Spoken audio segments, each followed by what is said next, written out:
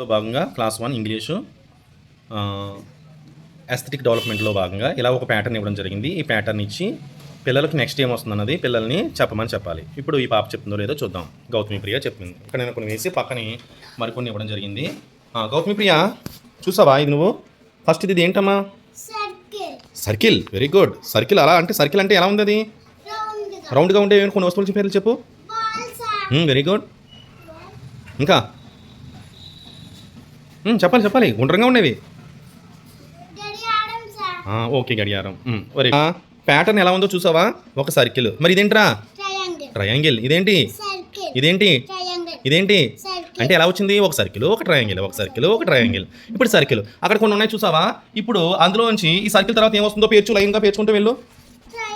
పెట్టుమా. Very good. Next. Very good. Excellent. బా super రా. బలి చేస్తున్నారా నువ్వు? Very good. Very good. Excellent. అది సర్కిలా? చూడు, తప్పు పెట్టు.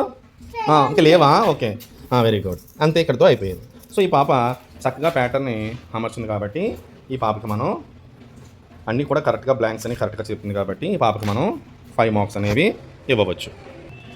అలాగే క్లాస్ 1 ఇంగ్లీష్లో కాగ్నిటివ్ డెవలప్మెంట్కి సంబంధించి పిల్లలకి కొన్ని పిక్చర్స్ ఇవ్వడం జరిగింది. ఆ పిక్చర్స్ని వాళ్ళు 2 డిఫరెంట్ కేటగిరీస్గా వాళ్ళు 2 గ్రూప్స్గా విభజించాలి. ఓకేనా? గౌతమి ప్రియ చూడు, ఒక్కొక్కటి నా వైపు చూపించదు. ఏంటో ఒక్కొక్కటి ఏంటో చెప్పామా? Very good. నెక్స్ట్. ఫాస్ట్గా చెప్పాలి, టక్ టక్ మని. నెక్స్ట్. ఏనుగు, ఎలిఫెంట్ అంటారు దాన్ని. Okay. Next. Very good.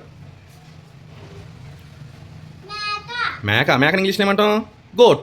Very good. Next. కుక్కని. Very good. ఇప్పుడు నువ్వు ఏం చేయాలంటే సింపుల్. ఇప్పుడు అవి కొన్ని రకరకాలుగా ఉన్నాయి కదా జంతువులు. నువ్వు దాన్ని 2 గ్రూపుల కింద డివైడ్ చేయాలి. 2 గ్రూప్స్ అంటే ఏంటి? మన ఇంట్లో పెంచుకునేవి వైల్డ్ డొమెస్టిక్ ఎనిమల్స్ అంటాం.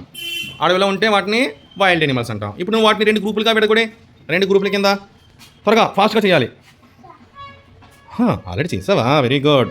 చూడండి, ఈ పాప ఈ మూడింటిని ఒక వర్గంగాను చేయడం జరిగింది. వీటి మీద పూర్తి అవగాహన ఉంది కాబట్టి, పీక్ స్టేజ్లో ఉంది కాబట్టి మనం 5 మార్క్స్ అనేవి ఇవ్వవచ్చు. గౌతమి, ఇప్పుడు నేను బోర్డు మీద కొన్ని లెటర్స్ ఆల్ఫాబెట్స్ రాసాం కదా. ఇప్పుడు లాంగ్వేజ్ డెవలప్మెంట్లో భాగంగా అవి ఏంటో నువ్వు దాన్ని చెప్పాలి. ఈ పాప చెప్తుందో లేదో చూద్దాం. చెప్పమ్మా. A. Very good. S. B. Z. M. Very good. బాగా చెప్పావు. సో ఈ పాప 5 లెటర్స్ని కరెక్ట్గా ఐడెంటిఫై చేసింది కాబట్టి చెప్పింది కాబట్టి పీక్ స్టేజ్లో ఉంది కాబట్టి మనం 5 మార్క్స్ అనేవి ఇవ్వవచ్చు.